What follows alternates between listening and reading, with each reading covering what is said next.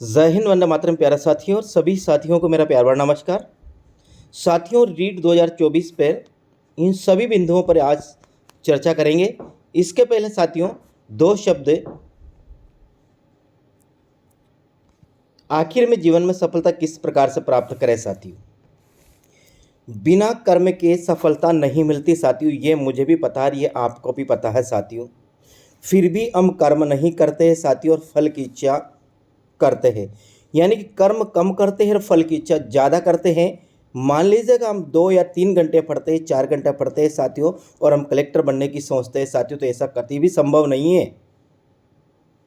किसी भी चीज़ को प्राप्त करने के साथ लिए साथियों अपन को नींद, आराम, खान पान, दुनिया में जितने भी साथियों आराम के साधन है सभी को त्याग कर अपन को कर्म करना पड़ेगा, तभी अपन को सफलता मिलेगी साथियों। आपको पता है साथियों, देखिए ये हथेली सभी इंसान के पास होती है साथियों। मनुष्य इन रेखाओं पर, जो आपको रेखा नज़र आ रही है साथियों, इन रेखाओं पर विश्वास करता है और वो कहता है कि मेरे हाथ में तो वह रेखा ही नहीं है, मैं नौकरी कैसे लग सकता हूँ, या मेरे हथेली में तो, मेरे भाग्य में तो नौकरी लिखी नहीं है, मना कर दी है यहाँ पर ज्योतिष्य ने कि रेखा ही नहीं है, नौकरी कैसे लगेगी। लेकिन साथियों आप भूल जाते हो कि ईश्वर ने, विधाता ने, भगवान ने इन रेखाओं के आगे साथियों ये उंगलियां दी है। दिख रही है साथियों, इन रेखाओं के आगे क्या दिए? ये उंगलियां दी है। और ये उंगलियां इसलिए दी विधाता ने कि कर्म कि भाग्य के पहले तुझे कर्म करना पड़ेगा, आगे कर्म चलेगा, पीछे भाग्य चलेगा। क्या साथियों? आगे क्या चलेगा? आगे कर्म चलेगा और पीछे क्या चलेगा? पीछे भाग्य चलेगा। तू कर्म करेगा तभी भाग्य तेरा साथ देगा साथियों, इस बात को आप ध्यान रखिएगा। बिना कर्म के भाग्य भी साथ नहीं देता है। यदि आप कर्म करेंगे, अधिक से अधिक, कठोर से कठोर कर्म करेंगे साथियों, तो दुनिया की हर कोई चीज़ हम प्राप्त करते हैं। रीट क्या साथियों? First grade, second grade, SI, collector, तहसीलदार, आईपीएस साथियों, बड़ी से बड़ी नौकरी प्राप्त कर सकते हैं। लेकिन पहले हमें कर्म करना पड़ेगा। कर्म ऐसा है कि साथियों रात दिन एक कर दो साथियों। समय एक बार आता है, बार बार नहीं आता है साथियों। एक बार मरने की अपेक्षा, बार बार मरने की अपेक्षा एक बार मर ले साथियों, तो ही सफलता प्राप्त होगी साथियों। एक और पंक्ति साथियों ध्यान रखना, कहते हैं नहीं कि स्वयं के मरे स्वर्ग नहीं मिलता। क्या? स्वयं के मरे स्वर्ग नहीं मिलता साथियों। क्या? स्वयं के मरे स्वर्ग नहीं मिलता। स्वयं के मरने के बाद ही स्वर्ग के दर्शन होते हैं साथियों। इसलिए स्वयं की सफलता के लिए स्वयं को ही पढ़ना होगा, दूसरे को नहीं पढ़ना होगा। आगे बात करें साथियों, और एग्जाम, पहले यहाँ पर एग्जाम कैसे करें पास, क्या होना चाहिए अपने पास, कि एग्जाम को हम कैसे पास करें साथियों। अभी अभी हम कंपटीशन के क्षेत्र में आए, नए नए हैं साथियों, पहली बार रीड दे रहे हैं साथियों, दूसरी बार रीड दे रहे हैं साथियों, अनुभव नहीं है हमें कि कैसे इसको पास करें। रीड को कैसे पास करें साथियों, फर्स्ट ग्रेड को कैसे पास करें, सेकंड ग्रेड को कैसे पास करें, या जीवन में जो भी आपने लक्ष्य बना रखा है नौकरी का, उसको कैसे प्राप्त करें, ये आपके पास अनुभव नहीं है। एग्जाम को कैसे क्लियर करें साथियों, क्योंकि पता है कि 10 लाख फॉर्म भरेंगे, 10 लाख में से साथियों 10,000 एग्जाम फाइट करेंगे रीट में, तो बहुत बड़ा, बहुत कठिन नौकरी प्राप्त करना। लेकिन किससे प्राप्त करें साथियों, इसके लिए मैं आपको 2, 3, 4 ये बातें बताना चाहता हूं साथियों। पहला, एग्जाम के सफल लोगों से मिलिए। आपके पड़ोस में आपके मित्र, आपके रिश्तेदार, आपके सगे संबंधी, या आपका कोई हितैषी हो साथियों जो सफल हुआ हो रीट में, फर्स्ट ग्रेड में, सेकंड ग्रेड, अध्यापक में, एसआई में, जिस कंपटीशन की आप तैयारी कर रहे हैं उसमें वो सफल हुआ, उनसे बात करें, उनसे पूछे आखिर आप किस प्रकार से सफल हुए, उनके अनुभव ले, वह क्या पढ़े, किन चीज़ों को अधिक पढ़े, किन चीज़ों को कम पढ़े, कौन सी बुक पढ़े वो, और रात में कितने घंटों तक पढ़े हो, 24 घंटे में से कितने घंटे पढ़े हो, कितने दिन पढ़े हो, कितने साल तक तैयारी की, कहाँ पर कोचिंग की, कौन सी बुक पढ़ी साथियों, ये उन सफल लोगों से आप इन बातों पर चर्चा करें और फिर इन बातों को आप अमल करें। निश्चित रूप से साथियों आपको सफलता मिलेगी। दुनिया की कोई ताकत नहीं है जो आपको सफल होने से रोक सकती है। बस सिर्फ ये है साथियों कि आप सही मार्ग का चुनाव करें साथियों, और सही मार्ग और उस सही मार्ग पर चलने के लिए सही लोगों से मार्गदर्शन लें। साथियों मैं मेरी बात करता हूं साथियों, मैं ये चौथा कंपटीशन के बाद साथियों पांचवा कंपटीशन में पास हुआ हूं। कारण यही था कि मुझे पता नहीं था किस तरह एग्ज़ाम की तैयारी की जाती है। आखिरकार मैंने सीखा फिर कि इस प्रकार से एग्ज़ाम की तैयारी की जाती है साथियों, और बहुत अच्छे रैंक से फिर पास हुआ साथियों। मैं सेकंड ग्रेड से वरिष्ठ अध्यापक हूँ साथियों। मैंने 300 में से हिंदी के पेपर में से साथियों 274 अंक प्राप्त किए साथियों, यानी कि लगभग 92% साथियों मैंने अंक प्राप्त किए साथियों। तो सफलता प्राप्त करनी है साथियों, तो सफल लोगों से मिलिए, उनके विचार को जानिए। अब बात करते हैं साथियों रीट 2024 में कि पेपर या एग्ज़ाम 2 होंगे या एक, सिलेबस चेंज होगा या नहीं, कैसे करें तैयारी, एक बार में मिले नौकरी।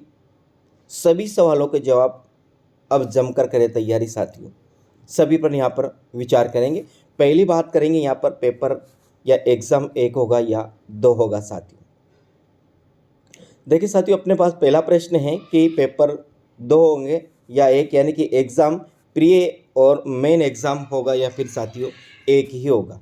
तो साथियों बात करते हैं रीट आई साथियों 2011 में आई, 2012 में भी आई साथियों। तो साथियों यहाँ पर जो रीट आई साथियों, इन दोनों ही रीट में साथियों 2-2 पेपर हुए साथियों। कितने हुए? 2 पेपर हुए, एक प्री हुआ एक मेन हुआ साथियों। 2011 में इसका प्री हुआ तो 2012 में इसका मेन हुआ, 2012 में इसका प्री हुआ तो 2013 में साथियों इसका प्री हुआ। फिर 2016 की बात करते हैं, 15 और 16 की साथियों यहाँ पर एक ही पेपर हुआ। 2018 की बात करते हैं साथियों, यहाँ पर भी फिर एक ही पेपर हुआ। और पुणे साथियों 2021-22 की बात करते हैं, 22-23 की साथियों यहाँ पर 21-22 की यहाँ पर 2 पेपर हुए। तो ये गवर्नमेंट के ऊपर है साथियों, वो एक पेपर करवाना चाहती है, 2 पेपर करवाना चाहती है। लेकिन साथियों मेरा मानना है साथियों प्रिय जरूर होगा, रीट प्रिय जरूर होगा साथियों। जिस प्रकार से केंद्र में साथियों सी-टेट लागू है साथियों, सी-टेट, उसी प्रकार सभी राज्यों में टेट भी लागू है साथियों। जैसे 2011 में साथियों जिसे हम रीट बोलते हैं वो आर-टेट लागू था साथियों। क्या था? आर-टेट लागू था। तो निश्चित रूप से पेपर 2 होंगे, एक पेपर और बाद में दूसरा होगा यदि राजस्थान की बात की जाए साथियों। क्योंकि साथियों अभी जो मार्कशीट है वो लाइफ टाइम उसकी वैलिडिटी है साथियों, उस मार्कशीट की, तो उसको खत्म नहीं कर सकती है गवर्नमेंट। इसलिए साथियों मानिएगा पेपर 2 होंगे, मेरे हिसाब से बिल्कुल 2 होंगे, तो आप उसी हिसाब से तैयारी करें साथियों। साथियों एक और बात है, सब ध्यान रखिएगा, मेरे इस YouTube चैनल पर साथियों हिंदी से संबंधित क्लास ली जाती है, निःशुल्क कोर्स चल रहा है। वो हिंदी का साहित्य हो या साथियों हिंदी का व्याकरण हो या फिर भाषा विज्ञान हो साथियों, या फिर साथियों काव्य शास्त्र हो, सभी का साथियों बिल्कुल निःशुल्क रूप से क्लास चल रही है और बेहतरीन रूप से क्लास चल रही है साथियों। यदि आप मेरे YouTube चैनल पर हिंदी की क्लास अटेंड करते हैं साथियों तो गारंटी है आपको किसी और कोई चीज़ पढ़ने की आवश्यकता नहीं है साथियों। बिल्कुल साथियों 90 से 95% साथियों प्रश्न मेरे द्वारा पढ़ाए गए उसी मैटर में से आएंगे, ये मैं आपको विश्वास दिलाता हूँ। बात करते हैं साथियों अब तो चैनल को जरूर सब्सक्राइब कीजिए साथियों, और अपने दोस्तों के साथ इसे अधिक से अधिक जरूर शेयर करिएगा साथियों। हम यहाँ बात करते हैं साथियों सिलेबस चेंज होगा या नहीं साथियों। निश्चित रूप से साथियों आप मानिएगा, यदि साथियों पेपर 1 होता है तो भी सिलेबस चेंज होने के 90% चांस है। पेपर 2 होता है साथियों से तो भी सिलेबस चेंज होने के 90% चांस है साथियों। ये आप थर्ड ग्रेड रीट में मानो, सेकंड ग्रेड में मानो या फिर फर्स्ट ग्रेड में मानो, किसी भी प्रकार की वैकेंसी में मानो निश्चित रूप से साथियों मेरा मानना है कि सिलेबस चेंज होगा।